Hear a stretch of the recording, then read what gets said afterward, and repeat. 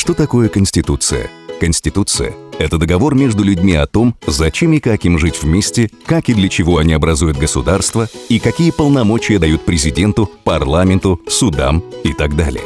Конституция определяет государственное устройство страны. Она имеет самую высокую юридическую силу в иерархии законодательства. Ей должны соответствовать все законы в стране. Конституция ограничивает власть чиновников, поддерживает верховенство закона. Что дает и как влияет Конституция на вашу жизнь?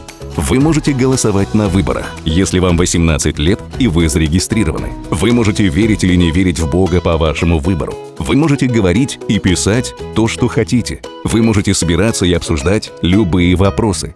Ваше жилье нельзя обыскать без ордера. Вас нельзя принуждать к даче показаний против самого себя. Вы не можете подвергнуться дискриминации, например, при устройстве на работу. Вы обязаны платить установленные государством налоги. Вы можете получить базовые медицинские услуги и базовое образование бесплатно. Также в Конституции прописаны многие права и свободы, которые государство обязано обеспечить. Конституция обеспечивает экономическое развитие через поддержание баланса и ограничение власти. Желательно, чтобы Конституция менялась как можно реже. Это дает стране стабильность и законность. Любые изменения Конституции должны тщательно и широко обсуждаться. Нарушение установленных законами процедур при ее изменении недопустимы.